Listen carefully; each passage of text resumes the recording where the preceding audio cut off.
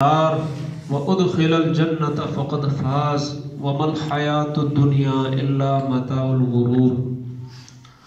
آمنت باللہ صدق اللہ العظیم۔ اللہ رب العزت ارشاد فرماتے ہیں کل نفس ذائقۃ الموت، ہر جی نے موت کو چکھنا ہے اور پورا دیا جائے گا ہر انسان کو اس کا بدلہ۔ جو بندہ جہنم سے بچ گیا، جنت میں داخل ہو گیا، وہ پورا کامیاب ہو گیا۔ وَمَا الْحَيَاةُ الدُّنْيَا إِلَّا مَتَاعُ الْغُرُورِ۔ اللہ فرماتے نہیں ہے یہ دنیا کی زندگی سوائے دھوکے اور فراڈ کے، یہ دھوکا ہے۔ دنیا کے بارے میں کئی دفعہ اللہ رب العزت نے قرآن پاک کے اندر متاع کا لفظ استعمال کیا ہے، اور متاع عربی کا لفظ ہے، اس کا آسان اردو میں مفہوم اور ترجمہ یہ بنتا ہے کہ جس وقت عورتیں اپنے گھروں میں، اپنے کچن میں، وہ مانجا جو ہوتا ہے، تار جو ہوتی ہے، اس کو برتنوں میں استعمال کر کے جس وقت اس پہ بالکل بدبو سمیل آ جاتی ہے، پھر وہ اس مانجے کو، اس دوپٹے یا اس کپڑے کو پھینکتی ہے کہ اس پہ سمیل آتی ہے، اس کو عربی میں کہتے ہیں متاع۔ ساری دنیا کے بارے میں میرے اور آپ کے رب نے کہا کہ یہ دنیا ساری کی ساری کیا ہے؟ متاع ہے۔ ما هذه الحیات الدنیا الا لعب ولہو بل تؤثرون الحیات الدنیا والآخرۃ خیر وابقا ان هذا لفی الصحف الاولی صحف ابراہیم وموسیٰ۔ اللہ فرماتے ہیں انسانوں، تم دنیا کے نفع کو، دنیا کے نقصان کو اپنے سامنے رکھ کے اس کو ترجیح دیتے ہو، حالانکہ یہ دنیا کا نفع بھی عارضی ہے، نقصان بھی عارضی ہے، پریشانی بھی عارضی طور کے لیے آتی ہے، راحت بھی عارضی طور کے لیے آتی ہے، خوشی بھی عارضی طور کے لیے آتی ہے، لیکن والآخرۃ خیر وابقا، اللہ فرماتے آخرت کی زندگی تمہارے لیے بہتر بھی ہے اور باقی بھی رہنے والی۔ یہاں آپ نے دنیا میں دیکھا ہوگا ہمیشہ کوئی بندہ صحت مند نہیں رہتا، ہمیشہ کوئی بندہ مالدار نہیں رہتا، ہمیشہ کوئی بندہ خوش و خرم نہیں رہتا، ہمیشہ کوئی بندہ جوان نہیں رہتا۔ ہر جوانی کے بعد بڑھاپا ہے، ہر صحت کے بعد بیماری ہے، ہر مالداری کے بعد پیچھے فقر کھڑا ہوا ہے، اور ہر صحت کے بعد بیماری کھڑی ہوئی ہے۔ یہ دنیا کی زندگی ہے، لیکن میرے عزیزو اس دنیا کی زندگی کے بعد جو آخرت کی ہمیشہ والی زندگی ہے، وہاں عزت ہے، ذلت نہیں ہے، راحت ہے، بے سکونی نہیں ہے، وہاں کامیابی ہے، ناکامی نہیں ہے، وہاں زندگی ہے، موت نہیں ہے، جوانی ہے، بڑھاپا نہیں ہے، وہاں پہ صحت ہے، بیماری نہیں ہے۔ لیکن شرط یہ ہے کہ دنیا میں ہم اپنے لیے کچھ سرمایہ اپنے ساتھ لے کر جائیں۔ ہمارے پاس سرمایہ نہیں ہے۔ سرمایہ کے بارے میں ان کو پتا ہے کہ جن کو پتا ہے کہ آگے آنے والی زندگی کتنی مشکل، کتنے لمحات، بڑے مشکل لمحات ہیں۔ کتابوں میں لکھا ہے حضرت کمیل رضی اللہ عنہ، حضرت علی رضی اللہ عنہ کے ایک شاگرد ہیں، ان سے کسی نے سوال کیا کہ آپ بتاؤ حضرت علی کیسے زندگی گزارنے والے تھے؟ حضرت علی کیسی زندگی گزار کے دنیا سے گئے ان کی وفات کے بعد؟ انہوں نے آگے سے حضرت علی کے بارے میں چند الفاظ بولے، وَقَدْ أَرْخَ اللَّيْلُ سُدُولُهَا وَغَارَتْ نُجُومُهَا۔ وہ فرمانے لگے جب ساری رات چھا جاتی تھی، رات کی تاریکی چھا جاتی تھی، ستارے آسمان پہ چمک رہے ہوتے تھے، اور ساری چاروں سمتوں میں، ساری دنیا میں سناٹا چھا جاتا تھا، چاروں کونوں میں ہر طرف انسان اپنے نرم بستروں میں سو رہے ہوتے تھے، لیکن ایک آدمی کو میں دیکھتا تھا، وَقَدْ أَرْخَ اللَّيْلُ سُدُولُهَا وَغَارَتْ نُجُومُهَا قَابِضًا عَلَى لِحْيَتِهِ يَتَمَلْمَلُ تَمَلْمَلُ السَّلِيمِ۔ وہ فرماتے ہیں کہ میں دیکھتا تھا ایک آدمی اس سرناٹے میں جب چاروں سمتوں میں لوگ اپنے نرم بستروں میں آرام کر رہے ہوتے تھے، ایک آدمی مصلی پہ کھڑا ہوتا تھا اور کھڑا ہونے کے بعد اپنی داڑھی کو پکڑ لیتا تھا، اپنے دونوں ہاتھ اکٹھے کر کے اپنی داڑھی کے ساتھ لگا لیتا تھا اور ایسے تڑپتا تھا، یہ تململ تململ السلیب، جیسے سانپ کا ڈسا ہوا تڑپتا ہے، اور سانپ کا ڈسا ہوا جیسے تڑپتا ہے، تڑپ تڑپ کے ایسے روتا تھا کہ ساری داڑھی آنسوؤں سے تر ہو جاتی تھی، اور کیا کہتا تھا، من قلت الزاد وبعد السفر ووحشت الطریق، اے مولا سفر لمبا ہے، سفر لمبا ہے، تنہائی کا سفر ہے، اکیلے جا رہا ہوں، بال سفید ہو گئے، یا اللہ تیرے پاس آ رہا ہوں، لمبا سفر ہے، من قلت الزاد وبعد السفر، سفر لمبا ہے، توشہ تھوڑا ہے، سرمایہ نہیں ہے۔ میرے عزیزو، یہ کون کہہ رہا ہے؟ یہ وہ بندہ کہہ رہا ہے جس بندے کا ہاتھ پکڑ کے میرے اور آپ کے نبی کا ہاتھ، ایسے دایاں ہاتھ تھا، حضرت علی کا یہ دایاں ہاتھ تھا، ایسے پکڑ کے میرے اور آپ کے نبی نے حضرت علی سے فرمایا، ہے علی تجھے میں خوشخبری دیتا ہوں، جنت میں تیرا گھر میرے گھر کے سامنے ہوگا۔ اور ابن ماجہ شریف میں ایک حدیث آتی ہے، نبی پاک علیہ السلام نے فرمایا، ساری دنیا کے سارے انسان بڑے بڑے لمبی رکعتیں پڑھ کے ساری رات جاگتے ہیں،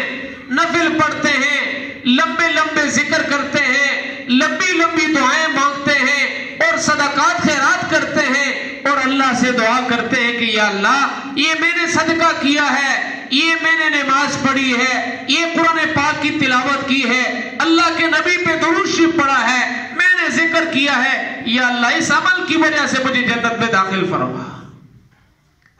میرے اور آپ کے نبی نے فرمایا، اس دنیا میں بعض بندے ایسے ہیں، ہر بندہ کہتا ہے میں جنت میں چلا جاؤں، کچھ لوگ اس دنیا میں ایسے ہیں جن کے بارے میں اللہ سے جنت سوال کرتی ہے، جنت دعا کرتی ہے، یا اللہ اس آدمی کو میرے اندر بھیج دے۔ اسی حدیث میں آگے نبی علیہ السلام نے فرمایا، علی منہم، علی ان لوگوں میں سے ہے، علی ان لوگوں میں سے ہے جن کے بارے میں جنت سوال کر رہی ہے، اے مولا اس بندے کو میرے اندر بھیج دے۔ اب اس بندے کا توشہ تھوڑا ہو سکتا ہے، اس بندے کا سرمایہ تھوڑا ہو سکتا ہے۔ میرے عزیزو، آگے آنے والے لمحات بڑے مشکل ہیں، تاریکی کے سفر میں جانا ہے، اندھیر کوٹڑی میں جانا ہے، جس کے بارے میں ہمارے پیارے آقا صلی اللہ علیہ وسلم ہر فرض نماز کے بعد دعا کر کے اس کی اہمیت کو بتا رہے ہیں۔ میری امت کے لوگوں، اپنی قبر کو کبھی نہ بھلانا،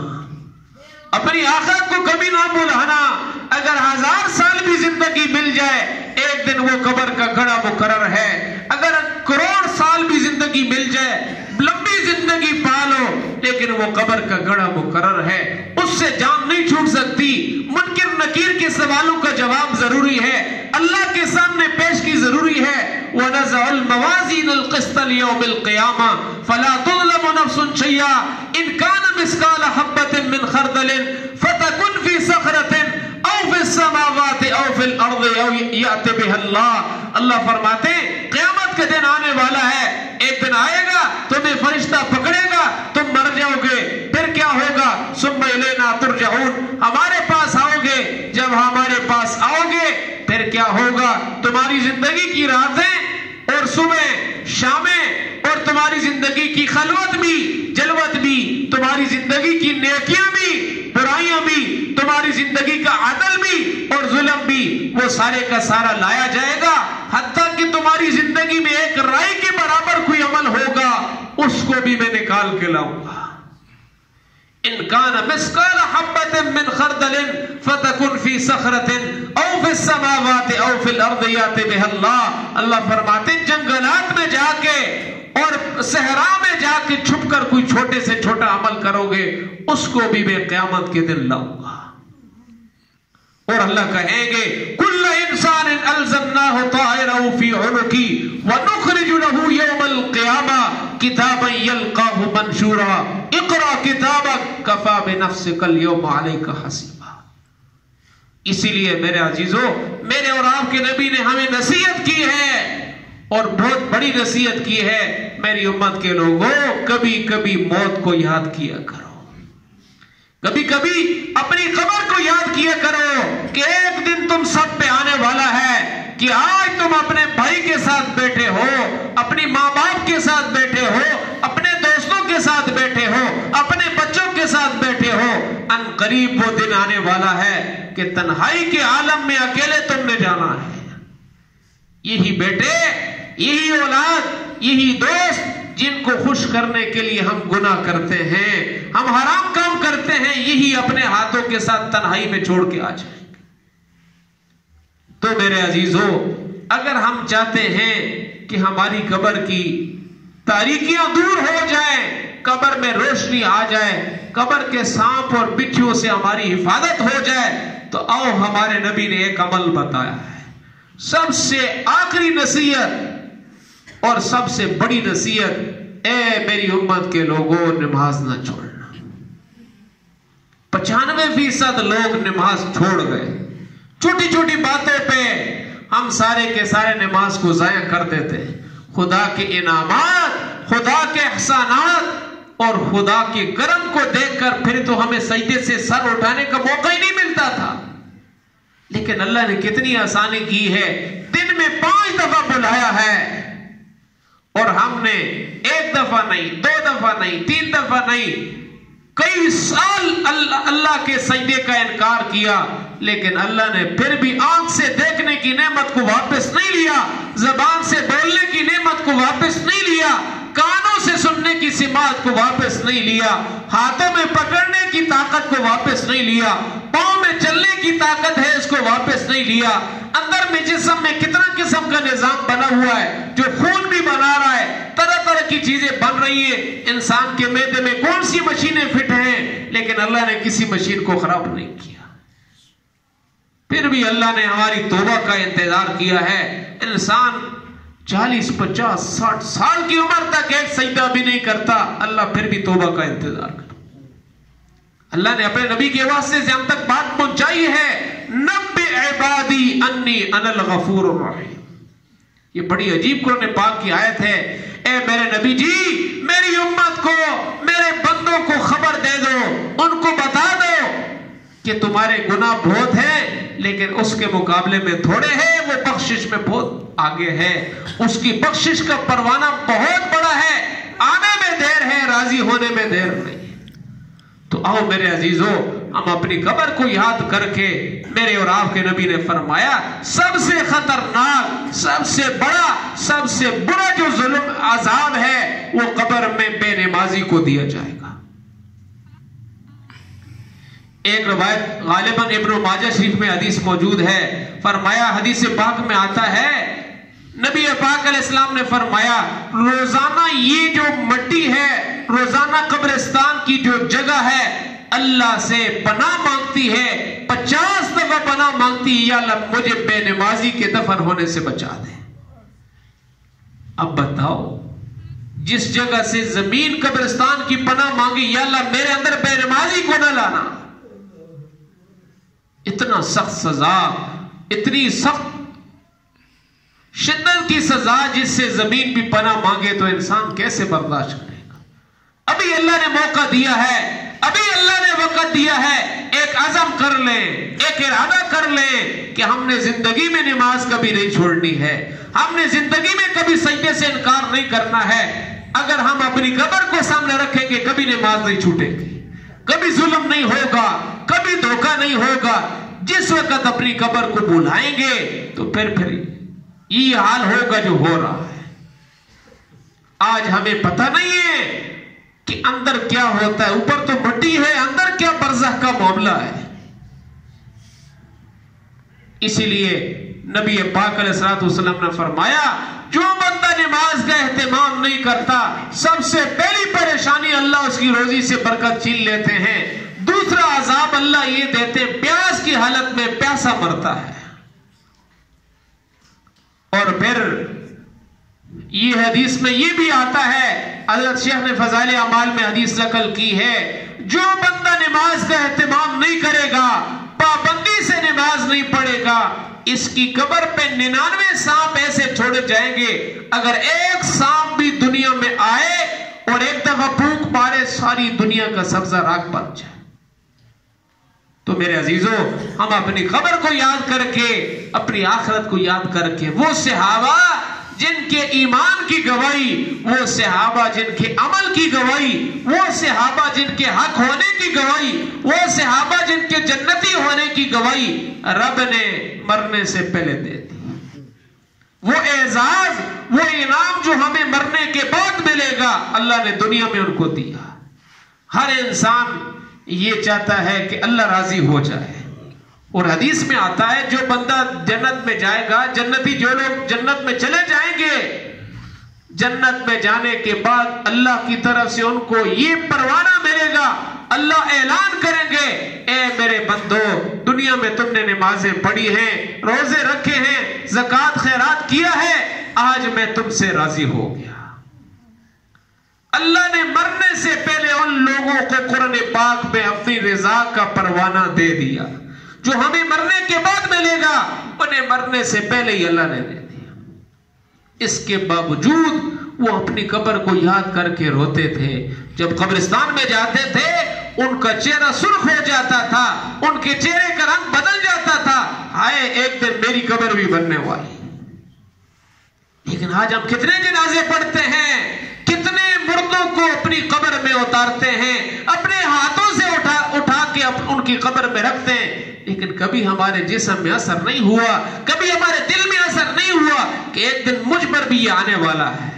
एक दिन मेरे ऊपर भी आने वाला है, आपके ऊपर भी आने वाला है, कि जिस वक्त हमें ये रंगीन कपड़ों में नहीं, सादे अनसिले कपड़े में लपेट के मट्टी के हवाले कर दिया जाएगा। वहां पे ना मेरा पैसा, ना मेरी दुकान, ना मेरी जायदाद, ना मेरा ओहदा चलेगा, बल्कि वहां ये चलेगा कि ये नमाज कितनी पढ़ के आया है, कितना रोजा रखा है, कितनी ज़कात अदा की है, लोगों का हक कितना अदा किया है, खालिक का हक कितना अदा किया। अल्लाह हम सबको इन सारी बातों पर अमल करने की, आगे पहुंचाने की तौफीक नसीब फरमाए। सुन्नत